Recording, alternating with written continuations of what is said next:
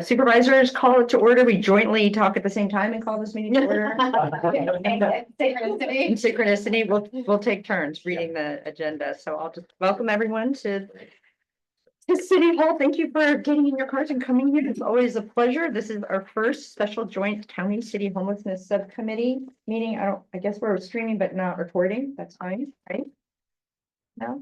We are recording. We are recording. Okay, so we are recording. Today is Monday, October 14th. We'll call this to order because we were a rowdy group all coming in. And we'll just go around the table and introduce ourselves, and then I'll turn it over to the city manager and county executive, Kate Collin, Mayor of San Rafael. Go ahead.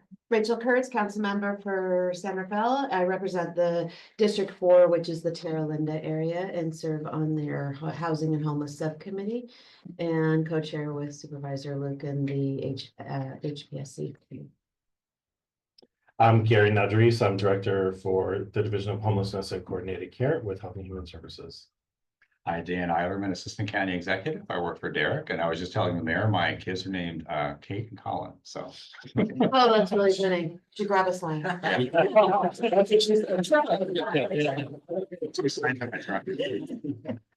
Mary Sackett, Marin County Supervisor for District 1. Eric Lucan, Board of Supervisors from District 5. Mel Burnett, Housing and Homelessness Analyst for the City of San Rafael. John Stefanski, Assistant City Manager with San Rafael. Nicole Tyler, Chief Assistant Director, Chief Strategy Officer for Marin Health and Human Services. Christina Lillard, City Manager, San Rafael. Derek Johnson, County Executive. Fantastic. We'll turn it over to you, Sarah. Sure, I'll start. I'll kick us off briefly. First, I want to welcome you all, our county friends, and it is the first ever, which I think is a milestone in and of itself. It's really nice to have you all here. I just briefly want to appreciate and kind of uplift the new partnerships that we've been developing over the last few months. We had the county team here downstairs with us in the digital conference room last week, and I think for the third time convening kind of a really extended conversation. The thing that I wanted to kind of highlight is how much we're learning from each other. How much I appreciate how much I'm learning from, thinking that we've been in this business a long time. We understand each other. We've got areas we got to work out.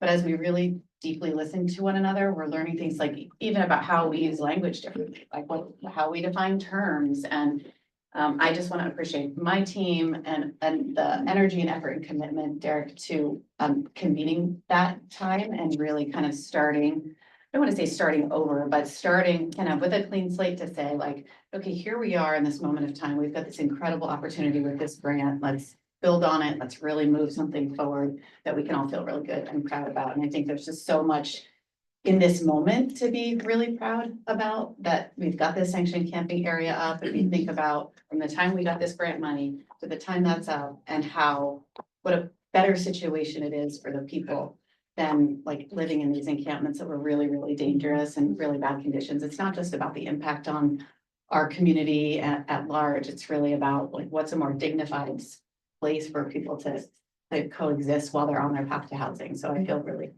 good about being able to have people in a better place, and more on that to come. So Derek, do you want to? Yeah, absolutely. So first off, thanks Mayor Kate and Christine and Councilmember Kurtz for hosting us today. And we've done a tremendous amount of work over many different partnering sessions. And, I think that it was it was time well spent for us. I think we were able to unpack a lot of, misunderstandings, and also to get clarity about roles, responsibilities, and outcomes in a way that I don't think we had necessarily had before. And I would say that, this isn't because, of who's in the county and who's in San Rafael because of this dynamic. It's a result of this dynamic exists in all 58 counties. It's just that, it's a complex policy issue. There isn't absolute clarity from the state of California on roles and responsibilities. And so, we get to roll up our sleeves and then figure that out together. So I think that's what we've been doing over the last 4 planning sessions, is really, trying to figure that out together.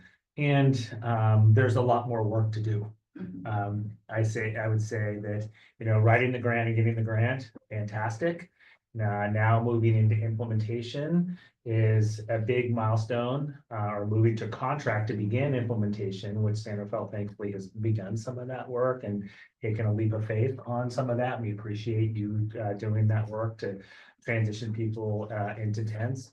And I would say moving forward, you know, I've done enough camp transitions in my career in a variety of different ways and opened enough homeless facilities in my career to know that there are going to be bumps in the road, just so everyone is aware about that. There are going to be unfortunate things that happen with campers, with the community. There's going to be misunderstandings. And so at the end of the day, I think hopefully what's culminated from this partnership is an understanding that we are all trying to row in the same direction. And so that I think came out that we all want to see improvements for those that are living in those encampments.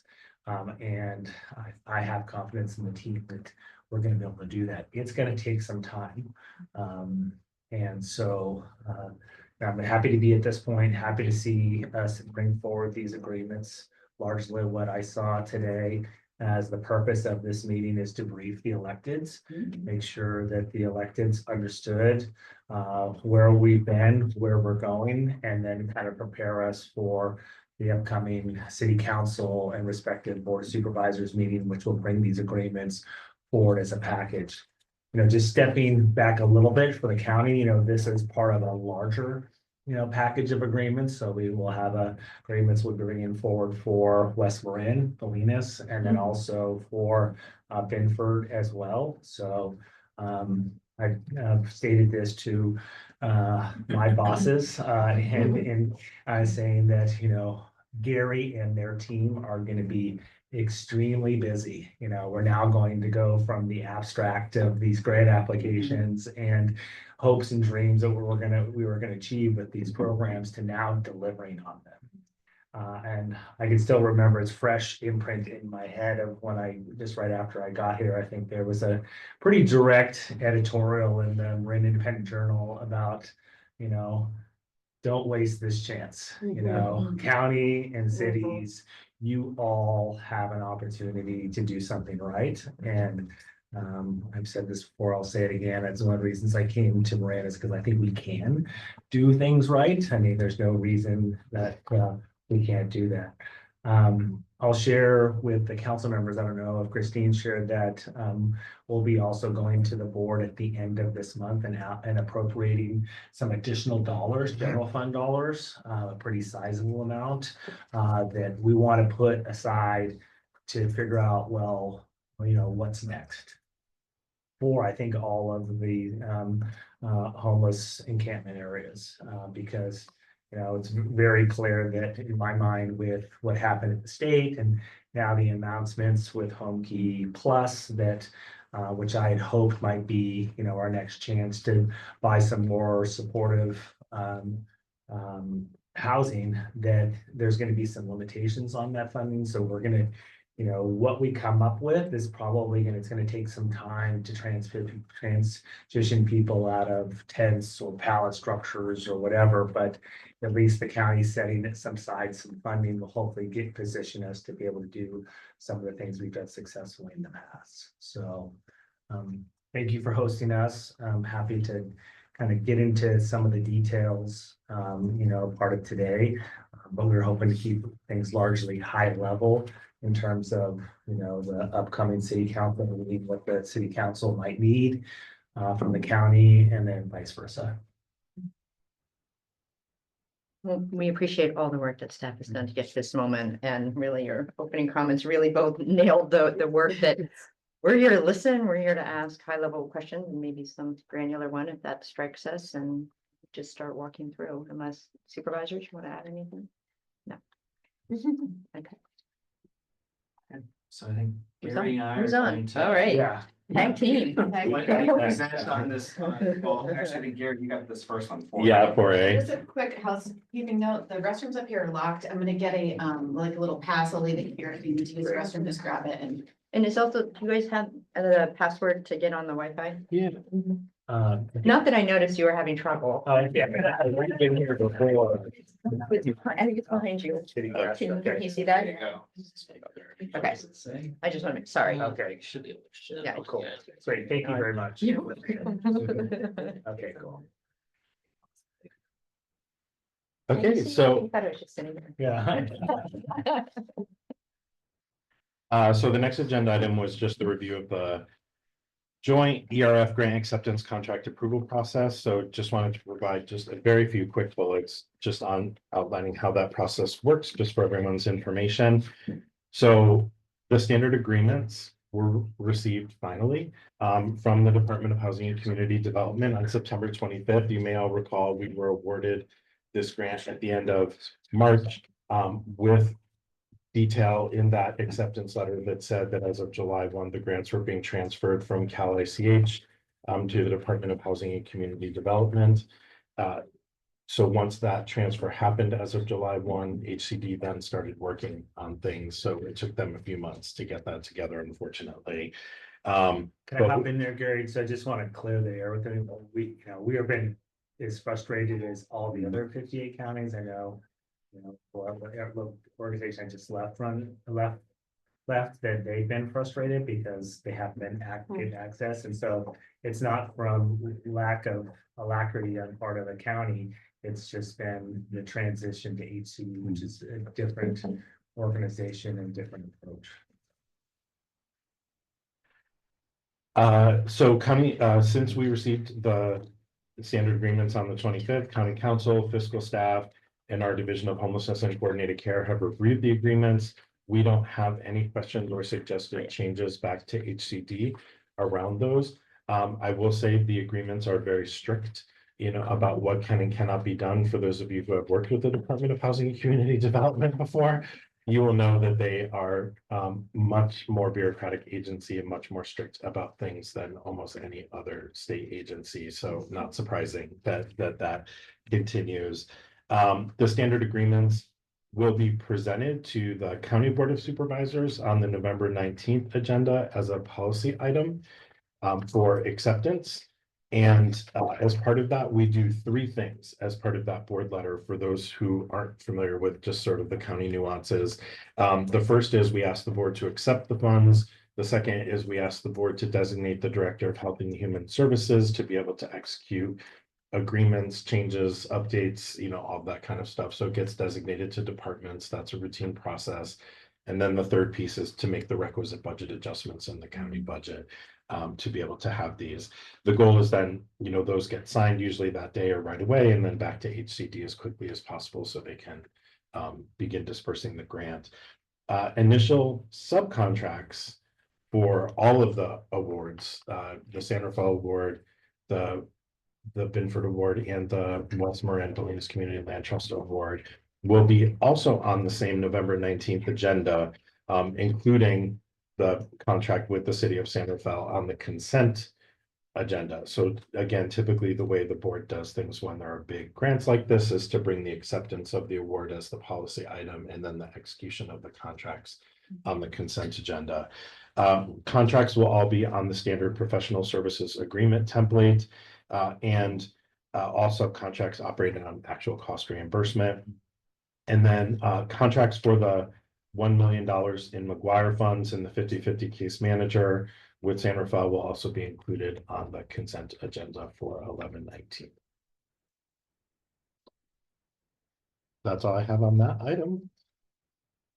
So I think John and I are going will it be. These should be pretty straightforward. One of the provisions that both Christine and I talked about is that giving, and at least Dr. Barhus and I had some conversations on Friday, either giving myself or both of us some discretion to be able to then make adjustments to how we deliver based upon the inevitable hiccups that we're going to bumps in the road we're going to see, just so we don't get stuck in an approach that when we encounter some obstacles, we have to then go back to decision makers and get approval. We've made a commitment that, of course, we'll keep you informed if we drift away from the model that we have, or we have to pursue different strategies. But we need to be flexible and nimble enough to be able to make, fairly operational shifts, not fundamental role shifts without having to then circle back. So just wanted to put that on the table for everyone, because I think we're gonna need that level of administrative flexibility. Mhm.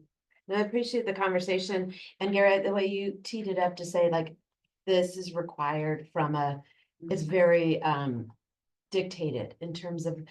I don't know if the community, so the more you're able to push that message through, Good point. because the community, what I'm like, oh, so now homelessness will be solved, like. Right. You know, and also what about there's some conversation around, what about others? Other cities, other jurisdictions, like this is a very directed, required step. That's needed for this funding and this grant, not all the whole encompassing of everything else, because those are the sort of some of the questions I'm getting from the community. Is how is this gonna work for everybody else then? You know, what is this about? So I think we just need to be really clear as that's going through, and you said it, and I think we gotta just keep saying that over again. This is what the state requires. Yeah, thank you. I can make sure that's included in comments when we're in front of the board as well. Thank you. I guess, John and Christine, is there anything on your side in terms of approval process? That, seem they want us there, who you want there at the meeting, I guess, in county staff, when this comes forward. I don't know if you have a timeline in mind for us. Yeah, that's a really good question. I think, I mean, it's always supportive to have county staff there. I think the visibility and the continued putting our faces out there as this partnership is really important for the community. So I don't think we've landed on an exact council date yet, but I would imagine, would you prefer we do that before or after? What would be more appropriate from your perspective? I mean, typically, we love to have agreements that are brought to the board where we know that It's done deal. it's a done deal and signed, that's what I'm trying to. It's aspirational on my part to get so the board sees signed agreements by the other party, and so the last thing we have to do is just sign it and off we go. We've got room on the 4th, so we Okay. can plan for that. I do, who's doing, I'm sorry, B, John? Gary and I are both. Okay, do you mind if I make a couple opening comments about that before? Are we complete with A though? I just want to make sure that you guys feel like we brought that up. I don't have any granular questions, but I do think the support, and I mentioned it in the meeting, having you there, Derek, when we had our homelessness update. What to me, what this represents, besides a lot of hard work by staff, and this was started with different people or a different group of combo people that are around the table now. So I really appreciate the flexibility and you trying to, we are making it work. And I really want to underscore the importance to my colleagues, the fact that this is a joint effort, that we've never, I mean, I started working on this issue 11 years ago, and I actually can't really think of anything. We kind of did it with the matching with the first SSA, but to this level. So I really want to appreciate it. And Christine, you mentioned it, but I really, to both the supervisors. So I'm sure Councilmember Kurtz and I will be at your meeting on the 19th. If either of you are able, we can put it first on the agenda. You could come. I just think we need to underscore it. And it's both for us, because it's like, hey, we've been saying we can't do this alone. And look, and it's also for you saying, hey, we're here. And I hadn't realized the scope when you talk about West Marin, because again, I'm San Rafael centric, right? And I Yeah. really appreciate you saying that, because it also provides you the opportunity in that moment on the 4th or the 5th, whatever the date is, to say, in addition to this piece, we're doing our West Marin and whatever your big plans are about a strategic plan or whatever. Because this issue, even though it manifests in San Rafael, it is countywide, and I really appreciate that about you, Derek, is that you're saying, yeah, this is a countywide issue and it's all over. So I just, it's very high level, but maybe a request. I can be there on the 4th. I'll be there on the 4th. Thank you. Thank you, Supervisor. We'll put it on first, and I was gonna ask you. Yeah. If, I know your board meetings are different, because they're in the middle of a work day, if it's at all possible to have it as a time certain item, that would be amazing. I know that's difficult to do, but or up front so that we can make sure we can accommodate our schedules and be there, that would be great. Okay, anything else, Councilmember Kurtz? No? Good. Okay. I know. We all. I think we'd remember if we walk out, but no. I'll Okay. send something out for our calendar. No, I know, I got it. Um, I can do it too. the thing that, just from a process perspective that I wanted to name that we spent a lot of time on last week, and I think it's just important to highlight it before we go into it, just kind of like as the primer, is that we all work and live in these beautiful bureaucracies, the state being, you know, maybe the mecca of bureaucracy that we have to operate under. And so, so the mechanics of this thing are a little clunky, right? But what this document that we have in front of us, this kind of MOU document, I think it really represents the collective shift maybe in our approach in the partnership. So the document that the original agreement that's part of the grant application, I'm looking at Gary to make sure I've got this right. So that document was written in December of January this year. January Yeah. 24. So we're talking like 9 months-ish ago or something like that. That's where we were at that point in time. And so the conversations that we've had over the last couple of months have really evolved our thinking about roles and responsibilities and who does what. And so I'm really proud of this work that we've done in particular. Like, yeah, it's just a document, but it's really meaningful, I think. And so the mechanics are such that the original application, I don't think we have a copy up here, but it doesn't matter. That's what actually the board has to approve. And what Derek was speaking to is that part of the, make sure I've got this right as well, Derek, part of the board action or request would be to delegate authority to yourself and then therefore me to make an amendment to the roles and responsibilities in the agreement. And that's basically this, like we've already done that. But because of the HCD and all the rules and all the things that the glide path to get the funds and check that box, if you will, are to have the board accept that original agreement. And then, but before moving forward, we wanted to make sure there was an alignment on what is that amended agreement look like, so that we all are kind of going in with our eyes wide open about what it is and what it isn't, because we almost have two conflicting documents on paper. But I don't know that nuance is gonna be something that's like, that the community is gonna, I mean, this is a lot of paper. It's gonna be an attachment to lots of things. So I'm not personally concerned about that. I mean, there is clarification that we need to provide. We can do that. But I just wanted to talk a little bit about kind of process as I understand it, make sure we're clear on that when the board item moves forward. So any questions, council member or Mary Kate on that, how that's gonna work? Okay, you guys are well good. Great. Thank you for the context. I'll just say a few brief things. No one needs a homelessness 101 here. But I'll just give the big picture of this, which I think is a good talking point potentially for the presentation at the board. So as you all know, in addition to our standard HUD, funded continuum of care across the county that we're required to do, we've been fortunate, I think, to have a number of state and local funding streams which allow for a geographic focus on homelessness, something that the HUD funding stream does not allow, and a specific focus on encampments and unique partnerships with communities.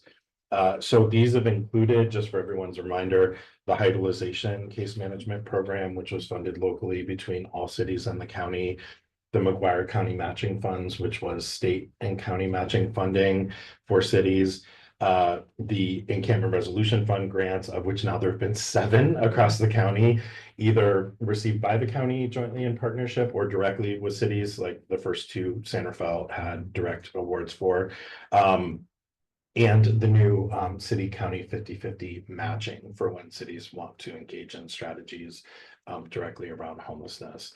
So I think a very unique situation where we're operating on 2 very parallel tracks, one, a standard kind of operating system, and another, a uniquely funded, unique opportunity to address something that are high priority and high need that the traditional system does not allow for.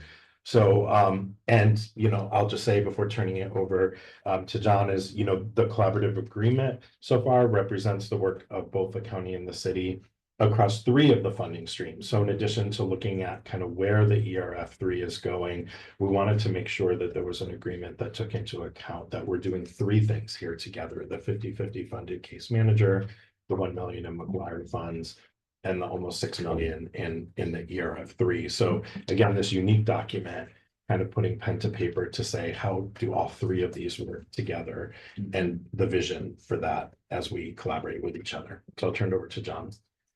Before I dive into that, are there any questions on kind of what Gary was just talking about? Because this is something that was like, for me, being new to working in homelessness was really helpful just to understand kind of these dual tracks of the HUD system versus these local dollars that allow us to address homelessness issues on a geographical basis and far more flexible than what the federal government will allow. So. Well, that is why we wanted to have the local case management dollars. So yes, we got into that a year or so ago, because I think that's a reality, the restrictions of it.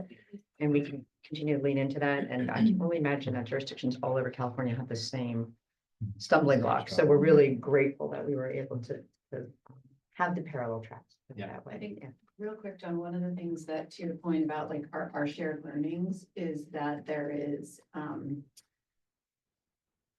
that's worth noting is this kind of natural tension between the systems. Like, yes, we use geographic based funds and ERF3, but can be really difficult. I've been hearing from particularly the HHS staff who we work in the system. I can never say it, BDAT score, you know, Yeah, we're gonna vulnerability,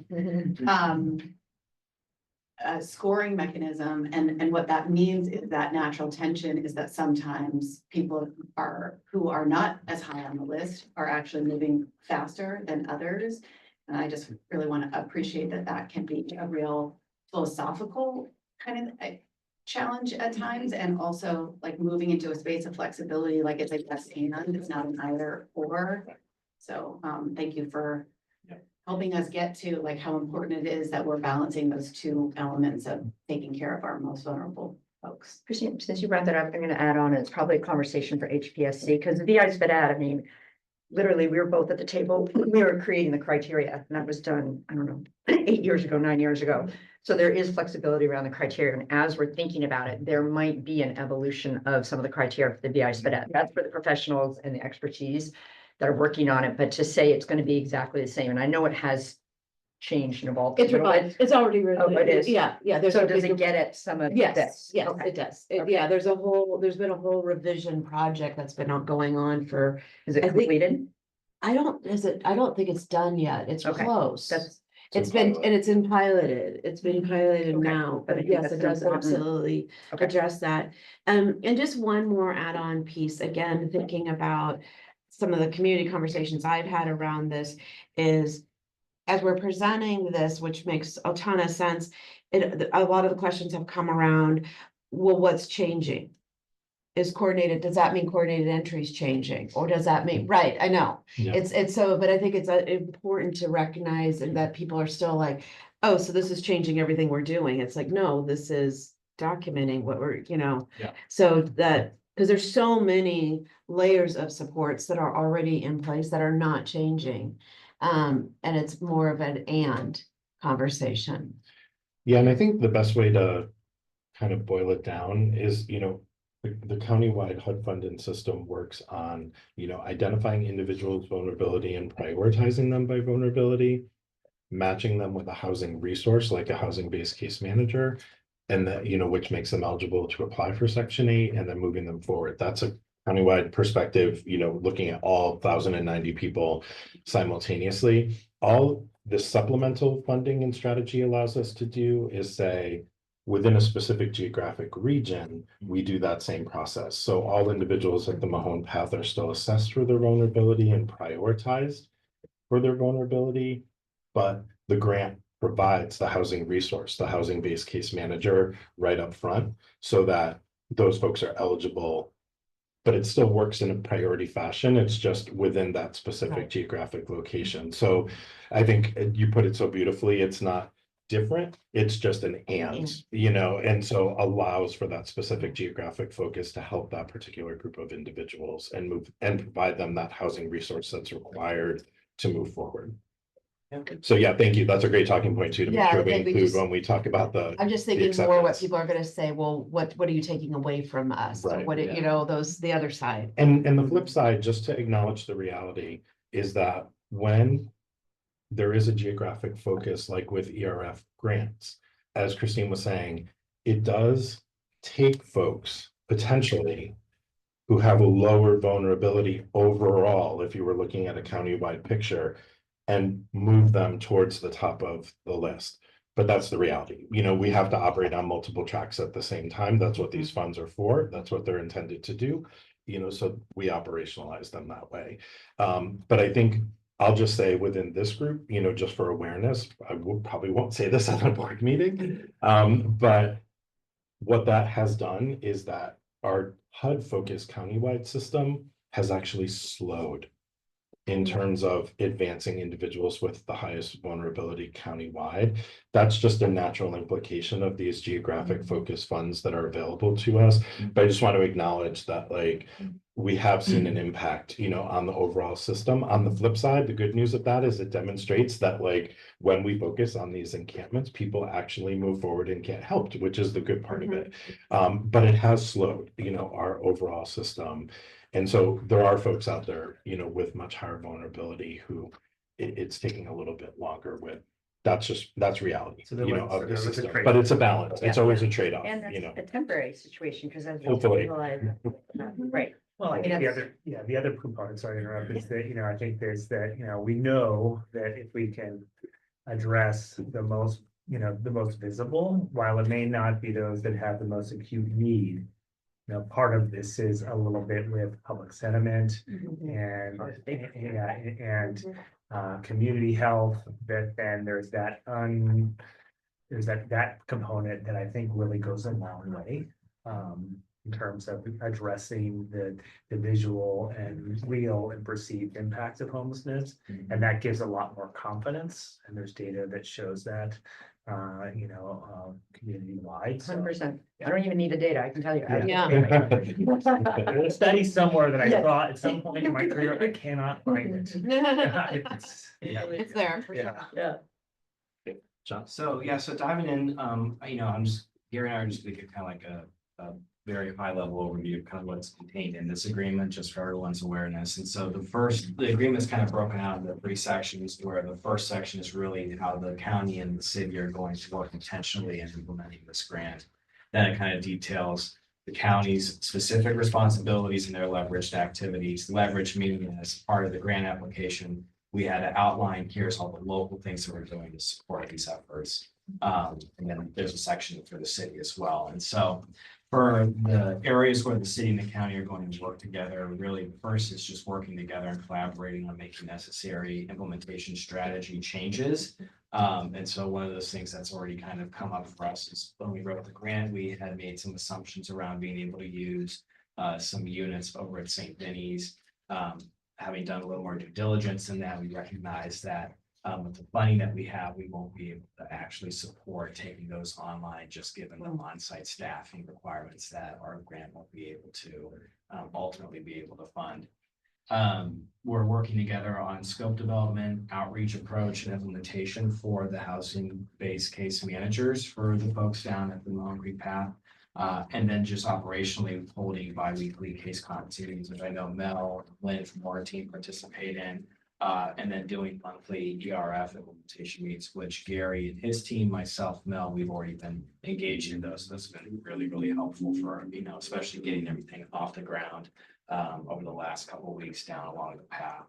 And then working together on an analysis and development of potential temporary or interim shelter projects. And really, this is looking at how we can partner together to evaluate sites and look at what are the roles and responsibilities for managing these projects, consistent with each of our expertise, the technical leadership, existing funding and future grant funding. And really, this is just looking at how can we work together, because on the city side, we have a portion of my time, Mel, hopefully and other staff members coming on board. But the county brings a whole lot of technical expertise and help. And we've had a number of conversations, even just recently, where like Christine has called Derek, or I've called Gary, and I'm like, help, like I need your perspective on this. And so looking at how can we partner on really that second phase of this project. So Gary, detail, you want to kind of walk through the county's pieces then too? Sure. So, you know, one of the things that we were sure to do, although the grant is structured in a way that says like, you know, the county will do this, the city will do that, you know, for the purpose of the application, it became, you know, abundantly clear, as John summarized, that, you know, the majority of the activities under the grant really require that joint cooperation between the two, and joint coordination and collaboration and communication. So thank you for summarizing that section. For the county side, really, our role is just the administration. and staffing and management of the grant. So you'll see those bullets, as well as our traditional supports that support the activity of the grant, like the coordinated entry process, even though these are supplemental strategies and working in parallel, it still goes through all the regular steps that we have. We also want to make sure that, we have a strong commitment in HHS that we work interdivisionally around homelessness. So the homelessness and coordinated care is not a siloed division working on its own to address homelessness, but really works cross-functionally with behavioral health, public health, and social services to ensure really at a baseline that all entitlement services and supports that are within the control of HHS are provided to homeless individuals. And so we do that through a variety of strategies, these grants, service fairs, regular outreach, the regular structured system, but important to note that, because I think there's a very heavy lift there that's often not visible to the public in seeing the work, that, and we want to create more visibility around that, like the service fair at Mahone and other places. And then you'll see just the leveraged activities, as John was referring to. Each partner had to put leveraged activities were not required as part of the ERF grant, but if applicants could demonstrate leveraged activities, that was seen as a positive in the scoring of the application. And so both the county and San Rafael did identify activities where, and leveraged activities were two requirements. They're not fluffy. So that you can't just put whatever in there. You had to choose activities that specifically served and impacted the individuals in the proposed encampment for resolution. And then if you're awarded the grant, you actually have to do the leveraged activities and report on them as well. So it wasn't just you scored points on this and now here's the money. It was, we expect you to do the activities under the grant and the leveraged activities that both parties identified. So our leveraged activities include our partnerships with the Marin Housing Authority to ensure that the assigned housing-based case managers successfully complete the Section 8 process with chronically homeless individuals, leverage supports for move-in, security deposits, furniture assistance, moving costs, or any alternatives, continue to help refer individuals to shelter, transitional housing, or other supports as requested by clients. So that will be an active role that will be in place. This is one of the critical, I think, things that will help advance some people out of the encampment as well, even without having a Section 8 voucher. So, yeah, thanks. And then the San Rafael section. Yeah, on the city side, for us, a lot of more activities are things that have already been taking place in the last couple of weeks and actually standing up the physical sanctioned camping areas. So going through and bringing on our contractor team, managing the site preparation work and bringing in the program assets to stand it up has been and is one of the city's core responsibilities under the grant. And I'll add, even throughout all of that process, our team has been working with Gary and his team on reviewing the code of conduct, talking about what's the best way to, move folks along the path and what's the best approach. So we have been in constant communication over that as well in the past couple 6 weeks or so. And then in terms of the leveraged activities for the city, this is, our SAFE team. This is Lynn. This is, the Ritter mailbox program and all the other things that we do, as well as the management of the unsanctioned encampments in the surrounding Mahone Creek areas. So the areas along Anderson Drive. Just last week, we had a big effort out there to do a camping ordinance enforcement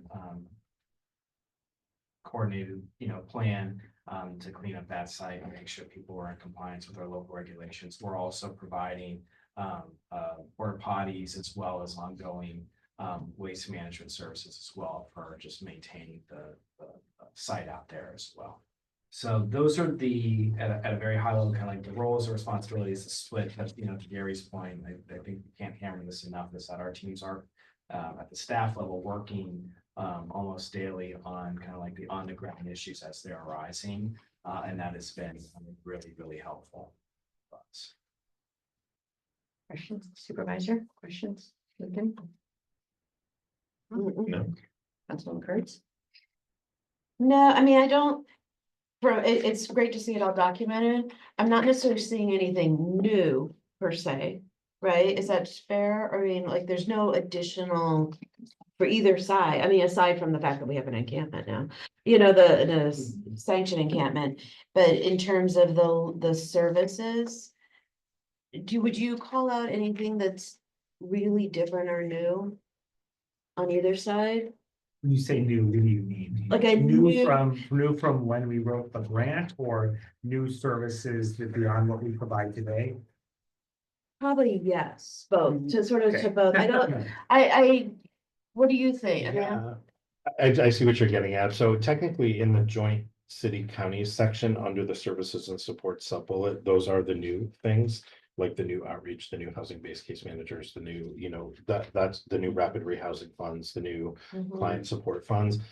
But I can see how just looking at this, it might not read as literally as new. It's just organized. Added It's to right. the, yeah, and so that might be something John and I can follow up on, of like, just explicitly stating, 3 FTE positions for housing based, 3 new like FTE positions. And then the rest of this bullet, 2 new outreach, whatever it is, but it's making it a little more explicit that all of the additional resources here are completely new. Right. That have not existed Right. before. So again, I'm thinking, there might be an opportunity that we'd want to present this in some format, not necessarily this format, in some format to HPSC, where all the service providers are there. And so, using that lens and thinking about what their questions might be, like, how is this different than what we do today? And so I think to your point of, yes, what is that additional piece, I think is really important to call out that this wasn't just an exercise in forming a document, it really is an exercise in putting additional supports and resources. So, Councilmember Chris, to that, on top of what Gary said, I think if you were to do a side by side between the original and this, one of the things that's not necessarily new services or a new thing is the roles and responsibilities. So the document had, the city will do this, the county will do this, Right. and now we've taken a combination of those bullets or roles and said, we're gonna do those things together. Yeah. And that is significant to call out. No, it is, absolutely, I think that is really, really important, although again, for somebody who's not me, but I mean, from a community member who's coming into this fairly new and not on the day-to-day basis, they're like, well, you've always said you guys are working closely together. I don't know if we've said that. We've had a lot of meetings. But I think it does go Yeah. to sort of the No, point that's a good that point. Derek started with Yeah. of like, don't waste this chance. Yeah. I think the community can quickly say, you got, $6 million and it went poof. Mhm. And so the more that's a good point. specificity we can say of like, this is what we tangibly did with the 6 million, I think is a good Right, message and keeps us all on task as well. and I think calling out the roles and responsibilities is good, but some of that is also our dirty laundry. Honestly, to put it on the table, it's just like we needed to figure out that, and that's important to figure out. I'm not sure how much the community needs to understand that. They could understand that we have the operational, the administrative aspects are now clearer. That's probably as much as the soundbite the community needs. But I think the being really clear on how we're using these funds is important. And I think there's Dan, please go. Sorry, you go ahead. I think there's several places that I could write that in addition to this document.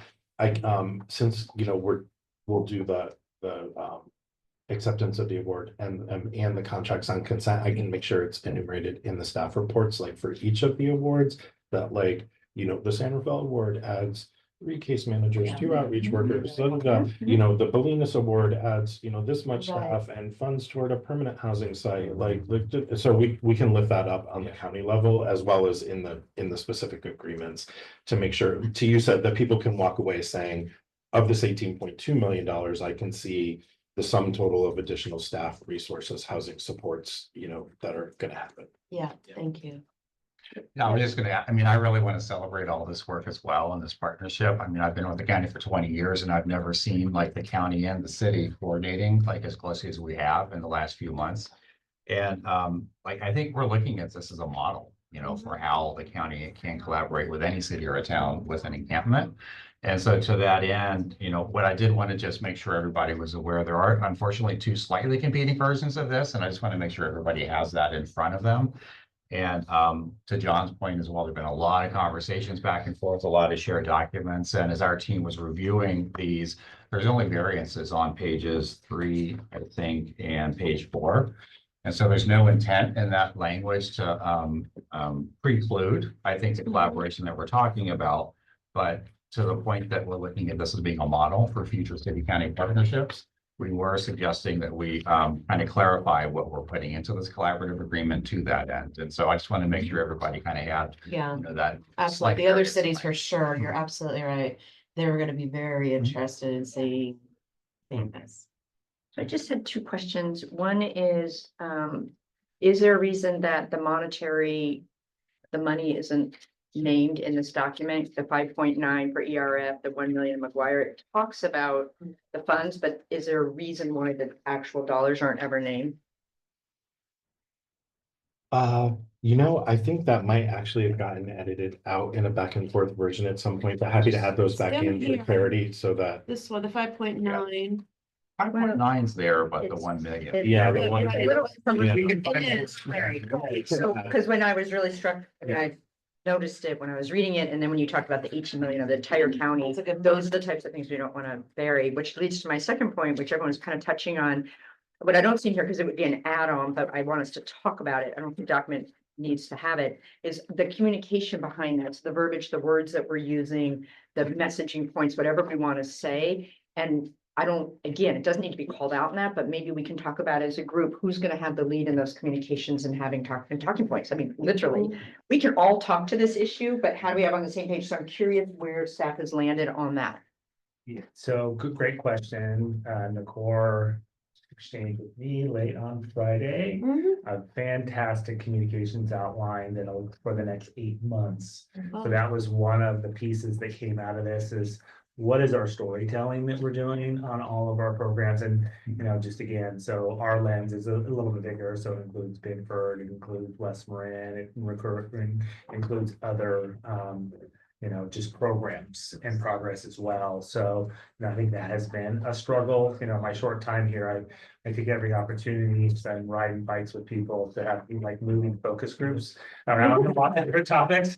And one of them has been homelessness. And I'm just surprised at the level of information or misunderstanding. So the program that Nicole, I'll let her speak to it. She can talk a little bit about how we plan on messaging on a lot of this over the next 8 months with social media, earned media, et cetera. So. And I want to hear that, is that something that you would want to mention in here? Because to me, we're doing all this work kind of to your point, like what's new, what's not new, who's telling the story? And I think you guys work so hard to have clarity of roles that I would want us to consider that we all recognize the county's going to have the lead and Nicole is going to show us the way, you know, how to do that. I mean, again, I don't know, I'm just careful about adding stuff to MOU, but this is an area that we've run into. We can certainly figure out Okay. a way to talk that will jointly cooperate on communications. I think That would be great. that's certainly, but you know, briefly, Nicole, Yeah.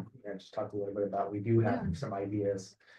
Yeah, definitely. As Derek mentioned, you know, for the county, there's the piece around these agreements and the partnerships that we're having and understanding that we do need to do some directed communication so that the community understands and sees that, yes, this money is coming in, but there's continued partnership and collaboration happening. One person alone, which is our message, one person alone can't solve all of this. We have to work as a collective. And we really want that to shine through in the messaging that we're gonna put out. So looking forward to partnering with City of San Rafael, in particular with the agreement piece. We want to get some things going out prior to the board meeting. I'm hearing today that the city is going to bring it before council on the 4th. We'll want to talk a little bit about timing around that as well, because we want to make sure that ahead of your meeting, also that we have put out some communications.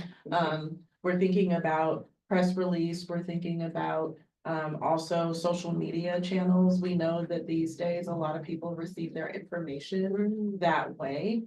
Even with some short little blurbs, we've talked about doing a larger campaign that's ongoing around understanding what the impact is, but also seeing that these are real people and there's real stories behind them, but then also showing the hope, right? Based on the work that's happening We were really inspired, like big kudos to San Rafael. You shared, Christine, the new website and some of the new story, yeah.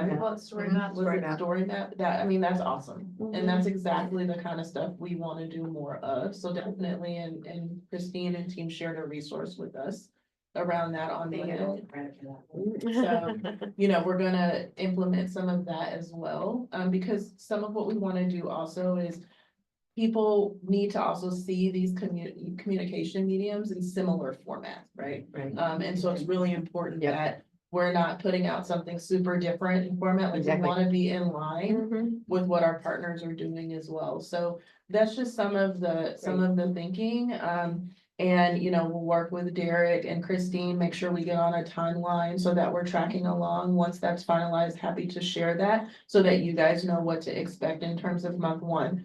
This is what you can expect around communication. Month two, this is what you can expect around communications. Great, fantastic, thank you.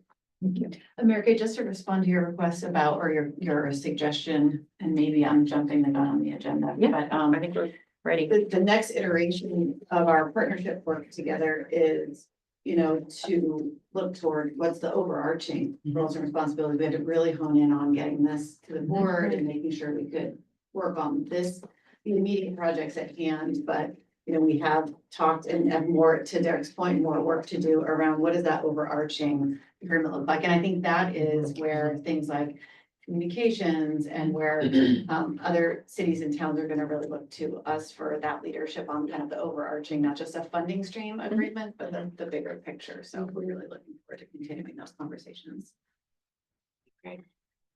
Mary and I are going down to, sorry, Supervisor Sackett and I are heading down to Pasadena in the middle of next month. And so we'll be connecting with CSAC. You may recall that CSAC was circulating a whole framework called At Home. And so we'll get an update to see where that effort is and whether or not that can serve as perhaps an overall framework for us, and we can bring that back as a model for the rest of, you know, the other incorporated cities. I guess I'd also say, like, in that 8-month trajectory, it's good to incorporate in, you know, some of our CBOs are doing some good videos and stories, and you know, I was just thinking of one I just saw last week from Ritter, like, can we tie?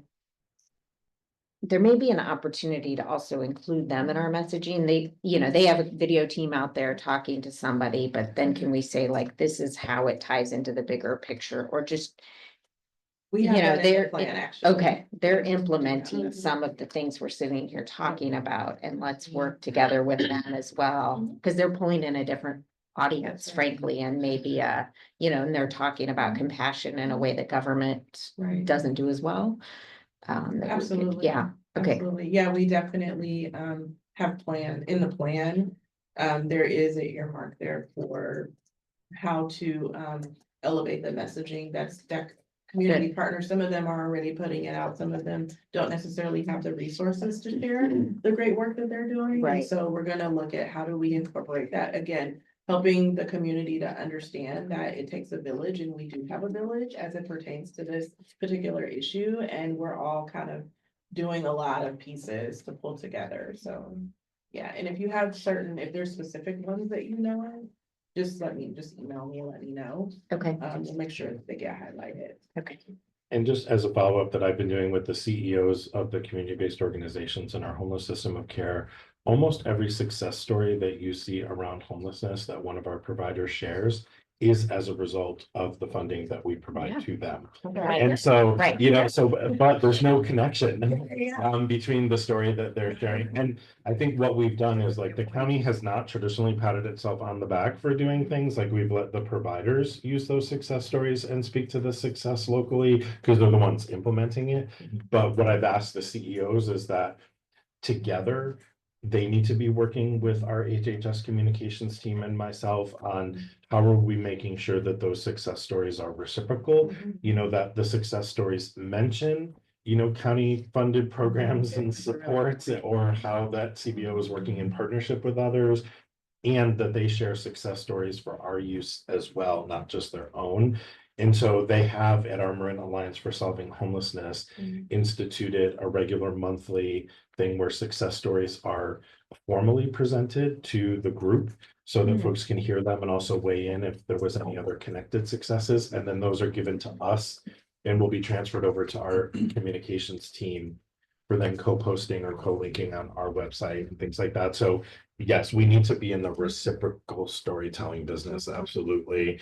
Nothing that is done by any organization alone. So I think that's a great point. And Derek and Supervisor, when you're down at CSAC, I'd be curious how other jurisdictions are doing that, because I think that's a really, really interesting point that government often has had a backseat. And I like what you're doing. It sounds like the right approach, but I'd be interested to see, because there's also a tension there as well. right. So there, Yeah. anyway, so I think that's really, yeah, very insightful. Okay, are we ready to 4C? I don't know who's you on deck? Yeah. Okay, swing away. Feel free, Mayor Kate, to hop in here as well, because I know you've been involved with the planning of this as well. But so the city is in the process of forming a new homelessness solutions working group. That's really our opportunity to bring in members of our community, business owners, to come and explore about homelessness challenges and potential solutions. And so this is a group that's going to meet 3 times over the next 6 months, on the second Tuesday of November, January, and March. And the second 2 of those, January and March, will be held virtually. And really, this comes out of, I think for us, what we're seeing at the city is our residents are wanting to engage with us and understand the complexities around homelessness. I know Mel and I get very long emails with a lot of questions. I know, like, if we're getting those, then Mayor Kate and Councilor Kurtz are getting probably double or triple those. And so this is our opportunity again to have them come in and have a direct conversation with us, and then really garner their feedback and use that as a foundation for the city to move forward next year and developing some longer term homelessness solutions action plan to really guide the city's involvement in this space. For us, for so much of this last year, at least since I've been with the cities, we've been on our toes, having to respond to litigation that we haven't had the opportunity just to catch our breath and chart our path for where we want to go over the next, 3 to 5 years. And so that's our opportunity to do that. One of the other things that we look at this is it's an opportunity for bringing people into the tent of government and hopefully having them become trusted messengers or next door warriors to go out and share the news that the city's working on for homelessness. And the group will be looking at a litany of things from, legal challenges around homelessness, enforcement activities, shelter demand and availability, services and programs for those who are experiencing homelessness, and other obstacles that are faced by the community and service providers. And so we're up to, right now, we're in the recruitment phase. Everyone needs to get their applications into us by this Friday. And we are well over 20 people now who have expressed an interest in this. And so the idea is that we'll just bring everyone in and have these conversations. And last week, Gary was kind enough to offer to come in and also help participate in the initial one of those to help kind of provide some foundational, not education, but background on the county's role and a lot of what we're talking about here today. So I don't know, Mayor Kate or Councilman. You summarized it beautifully, so I'll just underscore a few things. And it really is a culmination of the conversation we've been having here is how do we have ambassadors to the message? And of course, message that should be helping us define combating misinformation. That was something, Derek, that you said. And, both Councilmember and I have been out in the community for a variety of reasons, maybe November. And so what's been amazing to me is people that I consider plugged into government, who I've known, what comes out of their mouth is breathtakingly inaccurate. So, and that's a problem for us because we're not, as opposed to putting forward the good message, we're trying to combat the bad message. Lifting of compassion, that was one thing that you talked about. And you had mentioned that too, the government's not at it. We talk about compassion all the time. Boy, we sure as hell better figure out how to talk about it because the emails that we get, the way, and I've been said to my face, the way that people in our community talk about sometimes the unhoused is appalling and it makes me sad for the human race. So I want us to show up in that space. And you talked about community feedback, knowledge building and all that stuff. And the other part that I want to mention, this is a temporary committee. So we have permanent committees for all our other policy areas. So right now we're seeing it as a working group. It may or may not have a board finalized one, but we want to see what comes forward on this. And it is a way for the community to come forward and have that interchange other than just showing up during public comment or sending the 2-page, like, why did people scroll like 4 times to read their toxic comments? So we really want to have a positive. So I'm really excited about it. The one part I wasn't sure, and I was hoping we'd have a conversation. So city and county staff, so you'll be representing the county at each of those, and I want the supervisors to know you're welcome to show up to peer in. Are they Brown Act? Can you just speak to what the model will be? So yeah. Yeah, so there'll be open meetings open to the public. They won't necessarily be Brown Act boards in the sense of a legal term, but for all intents and purposes, it will all be public, all be on our website. So agendas and things will be, that's the way we just operate. It's just like muscle memory, 72 hours, and put something up on the website. But we'll So- just keep it to the subcommittee participating. So just to be clear, just a couple questions, just channeling your poster on the wall. What's the purpose? You know, what is the purpose of this group? I guess, is it a forum for education and then learning or, you know, what is the group at the end of the day? Is there an expectation of they're going to come forward with recommendations to the city of San Rafael or other?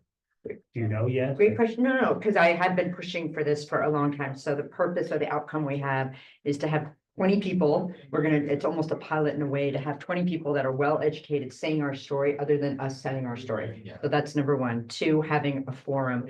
3, having an opportunity for people to dig in on things like, I mean, as Councilmember Curtis has been saying, this is complicated, what's new, what's not.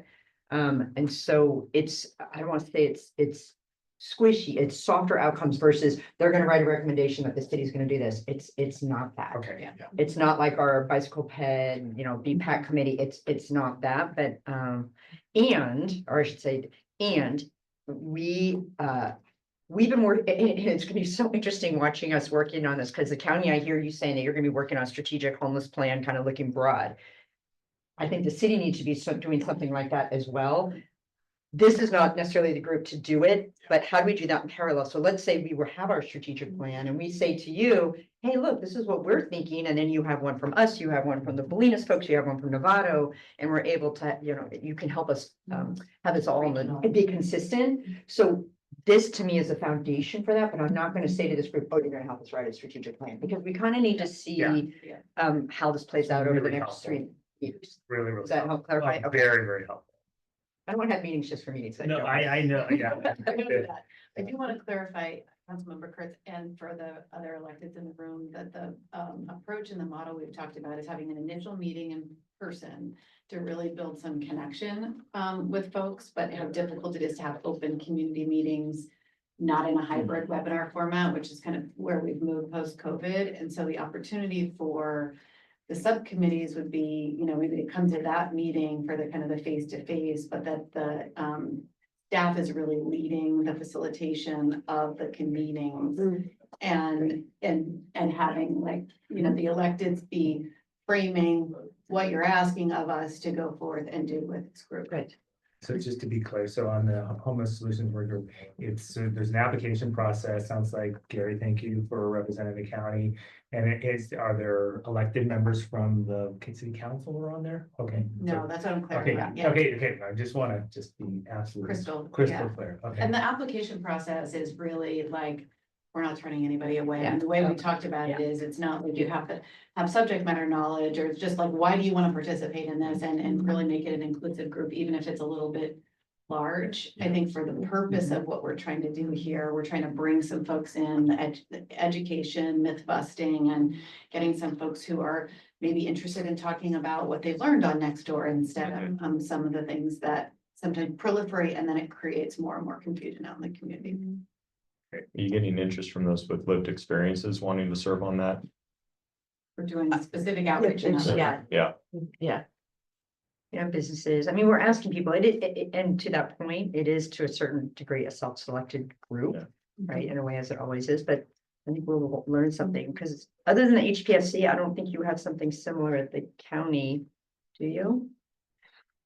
Uh, I want to say other than HPSC is a big deal, but those are providers, those are people that are knowledgeable. I'm talking about oh, no. No. Yeah, not that includes general people from the Yeah. community or anything like Okay. that. We All the start groups doing- which you learn. The Yeah. Reviews, Yeah. some of the grant reviews have general community, yeah, but not that. Yeah. Yeah, but even the Marin Alliance to Solve Homelessness or MCOW are both made up of organizations, yeah. kind of my point, because there's not, you think of all the other policies we work on, from climate to bicycle mobility, there are other community groups that are out there, and this is so amazing to me, even housing their community groups. This is like one of the biggest issues for our county, and we have nothing like this, so we'll see what we learn.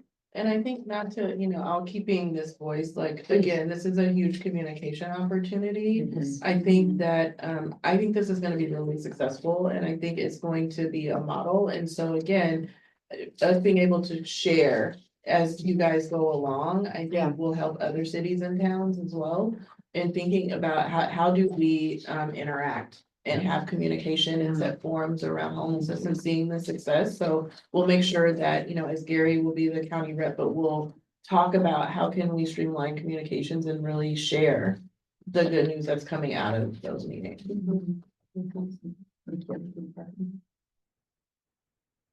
I'd love to be able to invite people to Seeds of Hope Mhm. to come to Mhm. that, right? I mean, It's wonderful. the timing is a little bit, because it's the 18th of November, right? So just the timing is a little bit off. One of the things that, for those who are in the community who have more of a understanding and knowledge of what we've been doing, are now actually, and I don't know the messaging, but you're gonna figure it out.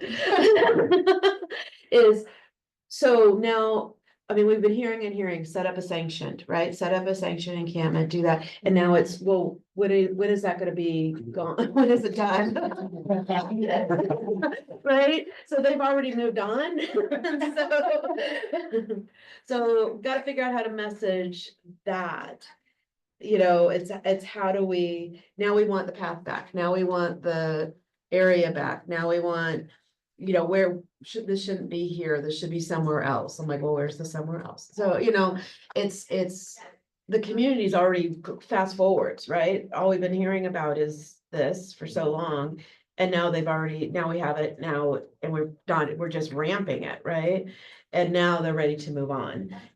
So I think in terms of some of the messaging, and again, I have zero idea of how to start presenting that.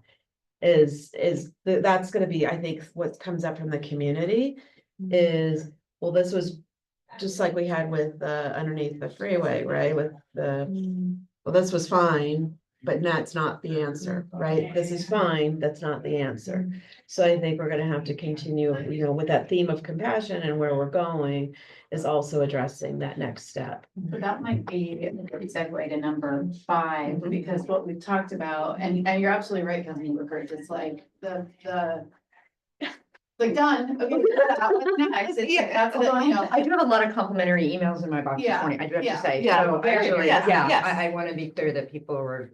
yeah, no, it's not Right, a yeah. collective, like, what are you doing next? But Yeah. that's definitely, it's the pressure we're all under. Yeah. In the kind of Right. nature of our business. So we talked about, and one of the reasons that we were jointly recommending a January reconvening of this joint subcommittee is just for that for that very reason, is for the staff partnership here to have a little bit more time to flesh out what does that next thing look like? And I think we've got enough goodwill from the community right now Yeah. to say we're working on that. So I think the messaging for now is building on the success. Here's what we have now, and forecast when you're gonna hear. I think more. that'd be 'Cause, great. That's- managing those expectations about how fast we can move on any given initiative. And we've got a lot of work to do to figure out. We've got another chunk of money here that will be, for the next iteration of this year pre-grant, and we've got some work to do. So we were thinking about a January date and thinking, just recognizing how challenging it is for all of us to make a time like this happen. Did we want to actually try to plan that in real time now and have a commitment to reconvening? And I was just looking at the calendar, thinking about board meetings, council meetings, and when we might be freed up and not at a holiday. And I was actually looking at the last week of January. I don't know if that's a week people are out of the office, but it looked like it might be an easier week to try to pull us all together with our other obligations, not attached to it, but just throwing it out as a starting point. Everyone do real time or not? I do think having it after the second Tuesday, so that way the working group will have had 2 meetings. Yeah. So, and then just a question, are we tied to January or February? I mean, this has been a long time in coming together, so I don't want us to time pressure ourselves. We're taking a big Yeah, sigh over there. Yeah, my sense is, probably mid-spring, or March might be helpful, get some time under our legs with ERF funding, see what's coming out of the working group. At least in my world, we'll have 1 new member coming on board that will need to, be getting up to speed, and so, but I don't want to get in front of my bosses if they want to meet sooner, so. Oh. Yeah, maybe Yeah. February or March supervisors, what are your thoughts? Whatever. Let us know. Yeah. We're doing our 6-month, right? Our pilot, we're looking at 6 months, so yeah. Which is Yeah. April for us. March, I think, March. April 1st. April, yeah. And that's for us to look at our camping ordinance and how that's working. So it's another, but it's layered in there. Right, it's a good tie-in. I definitely want to keep the momentum going, and I want to address the really real January, how it is, so maybe we look at. I get whoever the maidens, Great. what, Yeah. February, no, I think just that's- giving us a little bit more time. Yeah. As you said, getting under our belt, and for those unexpected things, I didn't like when you said that, but I know it was accurate. Well, and the 4 of us will still have our bread and butter meeting at Toscana one. Yeah, yes, and if you're right, you're right, we definitely eat the bread if you're late. Yeah. But I do want to thank you Supervisor Sackett for stepping in the role, and Supervisor Lucan for carrying the torch for so long. We've been working on this issue for a long time, and I can't tell you the amount of optimism I feel for the first time. Literally, I can say in over a decade that we can move the needle. And I don't just mean as us as agencies, I mean for the folks that are on the street and, what that looks like, so. One of the things I talked about when I was doing project management of big projects, and we had really good cohesive teams, is we can handle all the unexpected. Yeah. It's when you don't have that cohesive, you can't handle you can plan and plan and plan, and there's still the unexpected, but it really depends on the team being able to, and I do feel like now, when the unexpected comes, that, the team is really formed now, and you can pick up the phone and you can show up, and it's really great.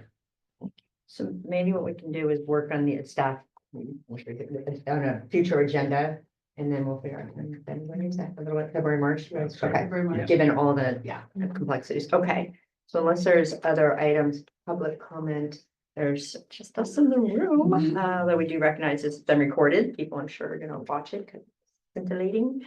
And with that, we will adjourn the meeting. Thank you all for being here, and you get 34 extra minutes. Thanks. Yeah, thank you. Great, yeah, 3 extra minutes.